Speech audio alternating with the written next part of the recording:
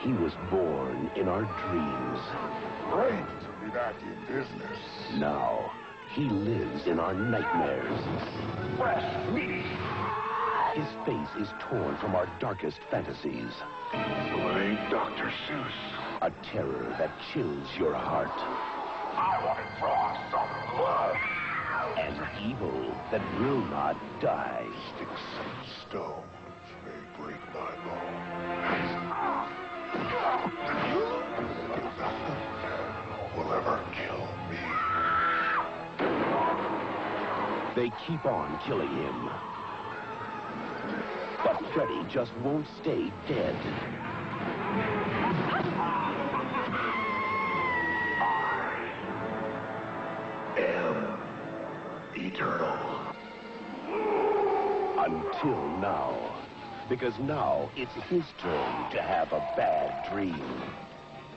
If you dare, step behind the horror into a unique reality where the dreams are made. Freddy's Dead, the making of the final nightmare. See how we save the best for last. Born November 2nd, 1984. Dies September 13th, 1991. You shouldn't have buried me. I'm not dead.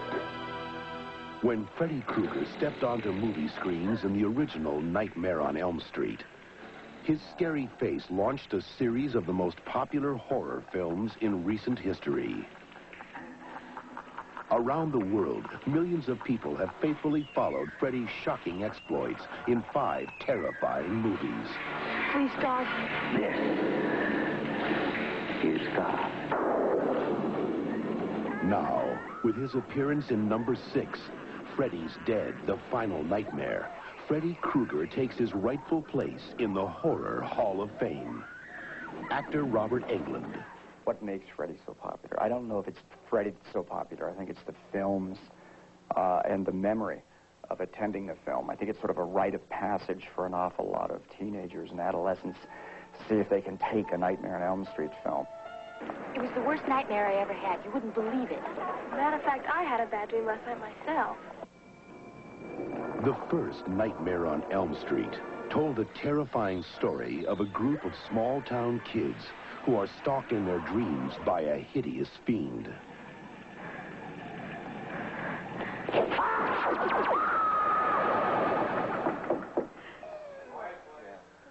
Rachel Talalay, the director of Freddy's Dead, has been with the Elm Street series from the beginning. Well, the very first Nightmare, I knew it was going to be a very scary film because when I read the script, I was scared, and that's very rare.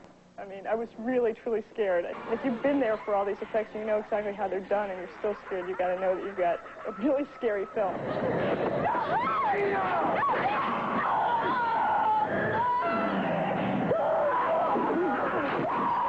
I think the real gimmick, the real hook of these films is the idea that they do take place in a dream. If I fall asleep, there's going to be trouble. Whatever you do, don't fall asleep.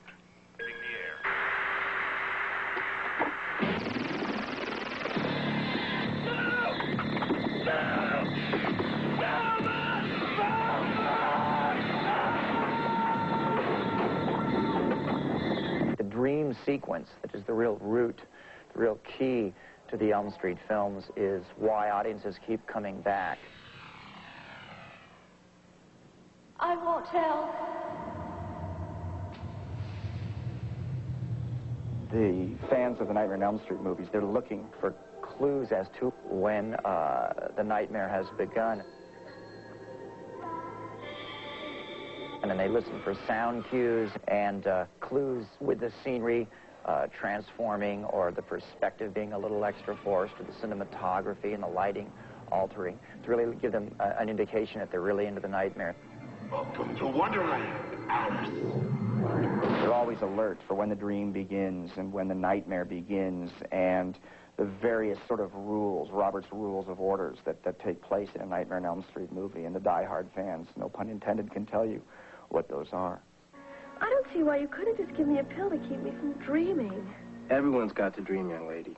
If you don't dream, you go. One of the things I really like about Nightmares that I think generally the older audience doesn't appreciate is that they just think that Nightmare on Elm Street is any old slasher film, and that they don't understand that this is a film that really delves deeply into the history of dreams and the psychology of dreams. How long has this been going on? Since the murders. She was fine before that. Now she thinks her dreams are real. This guy. He's after us in our dreams. Yes, the souls of the children. Give me strength. Over the course of the Nightmare on Elm Street series, Freddy Krueger has developed his own suave personality. There's room for more. You know, Freddy was pretty gory in part one, but if you've seen any of the movies subsequently, you realize that Freddy doesn't stab or behead or decapitate people and drink their blood any longer. If he wants to get even with you, he finds out your tragic flaw. Bon appetit! Open. He finds out that she's bulimic, and he helps her binge and purge, you know. He stuffs her to death. Freddy finds out she's afraid of cockroaches, and he turns her into one, and it becomes kind of wonderfully Kafka-esque.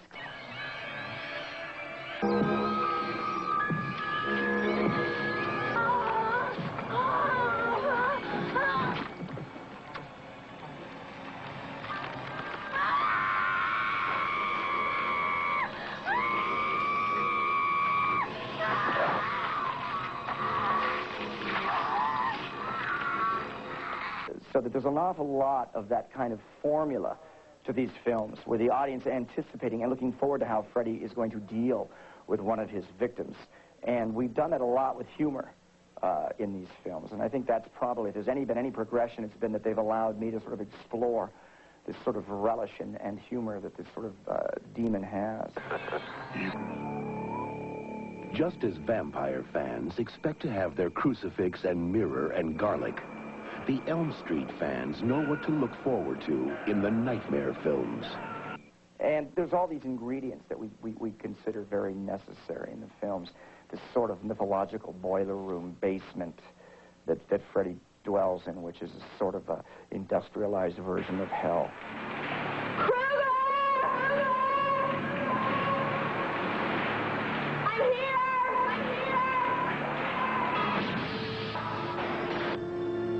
How sweet, fresh meat.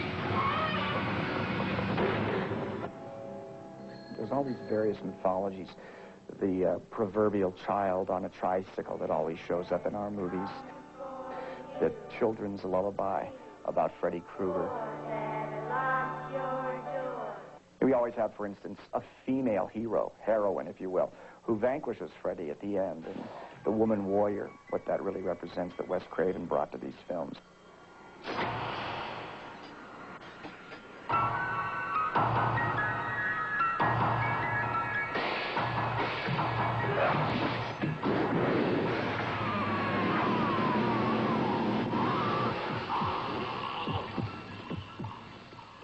We've gotten the right seasoning, a real identifiable character, Fred Krueger. A strong female heroine. And all these things together have kind of, you know, brewed and stewed and given us the right flavor that's attracted an audience. And Rachel has a lot of respect for these things like I do, and I think they bear repeating just in a fresh way, and I think Rachel's going to have a lot of extra fun with that for the fans in Part 6. We'll be right back for a look behind the scenes of Freddy's Dead, the final nightmare. Everything has an Elm Street.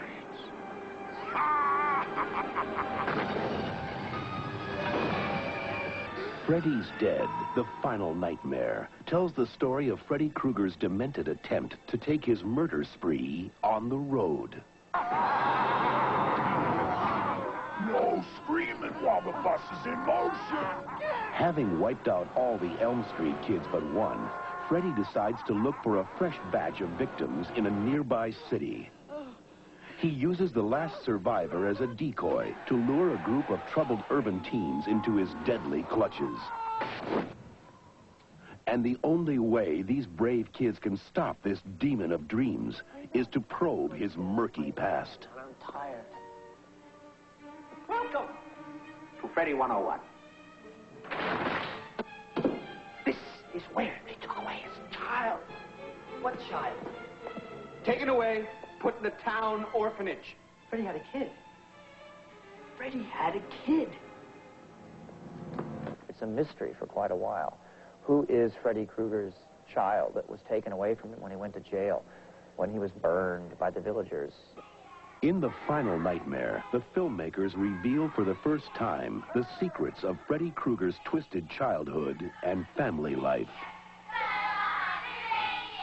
Freddy! You ready for it, boy? Now it's time to take your medicine.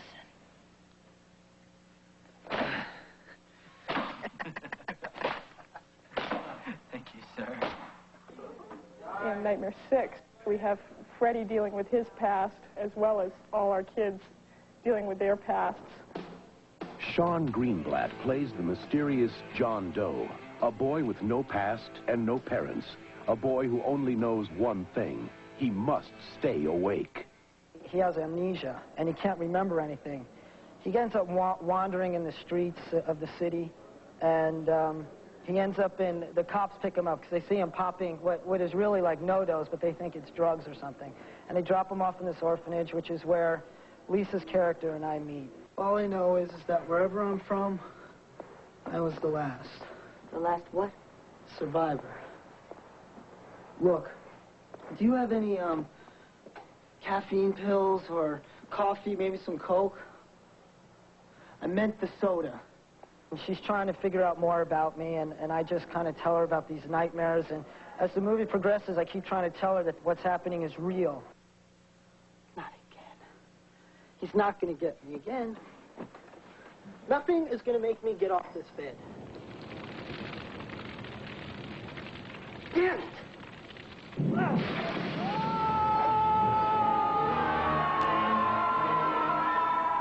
It ends up building to a point where you think I'm Freddy's son. Get off! I know why you let me go. Oh, do you think I'm your daddy? There are more visual effects in Nightmare 6 than ever before. Two crews shooting continuously produced 300 separate special effects sequences. This unique airplane rig, using space-age technology, was built to propel a woman passenger through the roof of the plane.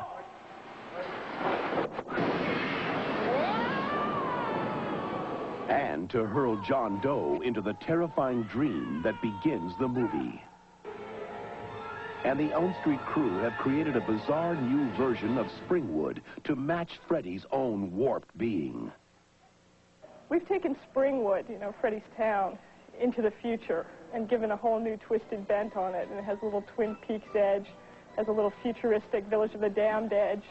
And that's made for a lot more opportunity for interesting cameos. Adorable children! Would you like to come and live with us? It's been so long since we've had children in the house. So long.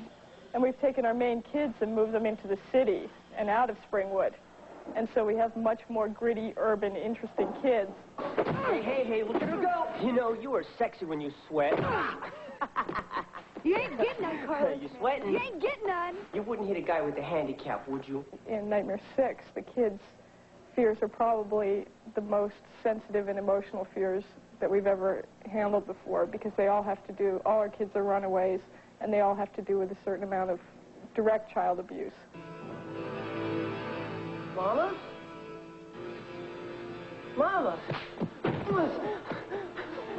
Maybe you don't hear so good. Maybe I clean out your ears for you. No, Mama, please. I've been a good boy. You don't understand. I've been good, Mama. Please, don't make me deaf, Mama. Please, I'm sorry. I'm not. One of the major themes of this movie is sins of the father passed on to another generation. If Freddy is irredeemable evil, if he is pollution, if he is starving children, if he is AIDS, if he is war, if he is greed, if he is suburban complacency, if he is all these things, his sins have come back to haunt the youth, the children, the future. Come on. Give Daddy some honey. No one has to know.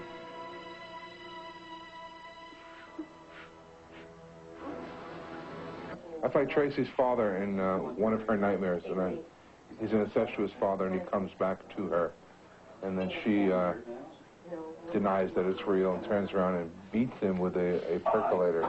You're not my daddy! You're not my daddy! Come on, Tracy.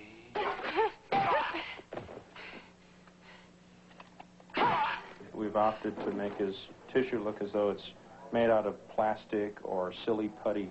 So it's more of a claymation feeling. Everything's twisted and pushed together rather than a bashed-in, brutalized face, all bloody as it might normally appear. It's very surrealistic and odd. No honey for Daddy.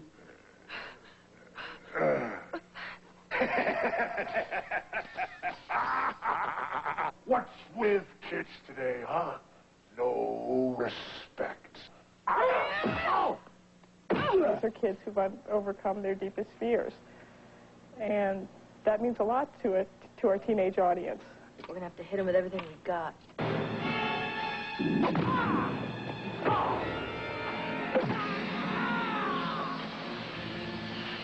Oh. Kids. I personally have worked to turn Freddy into a sort of combination of the Freddy we had before with a few elements of Bart Simpson added into it. He's just really become an evil, evil child.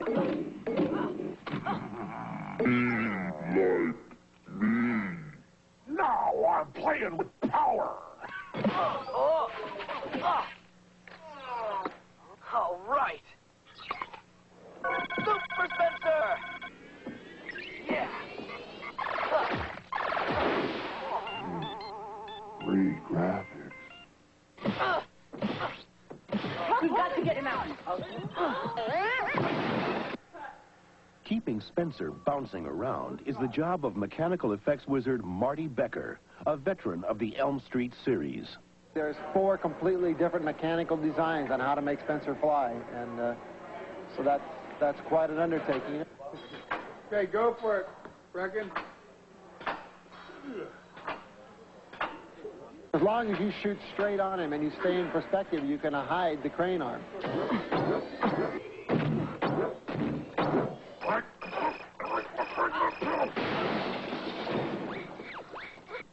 There's always one element of horror that is incredibly memorable in each of the films. Spencer being put in a video game world is going to be a wonderful nightmare. Wait.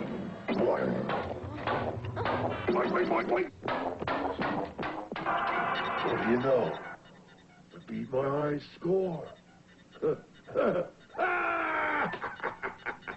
I don't consider that I've done 6 horror movies. I consider I've done 1 role, you know, Freddy Krueger. And it's a chance every once in a while to get it just the way I want it, to dance it a little bit, or to really let go and lose my control a little bit, or to really put in an extra little push. And it's kind of fun because with Freddy, I can do a little bit of that. I change the voice, I change the way I move.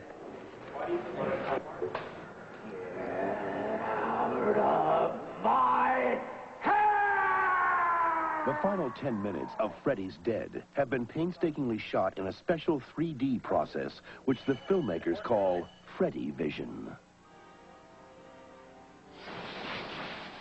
This roller coaster ride takes the main characters deep into Freddy's twisted memories to reveal the true identity of his only child, and then to plunge Freddy into his own worst nightmare.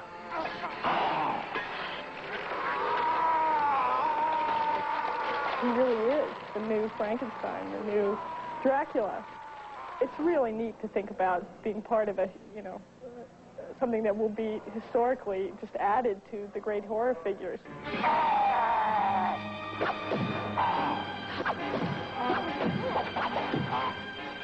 Kids.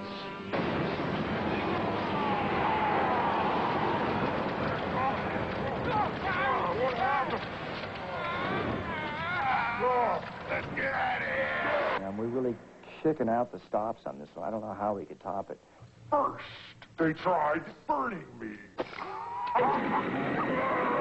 Then, they tried burying me.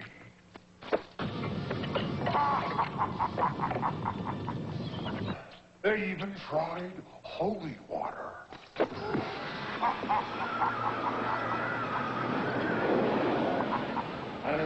But I just keep on ticking.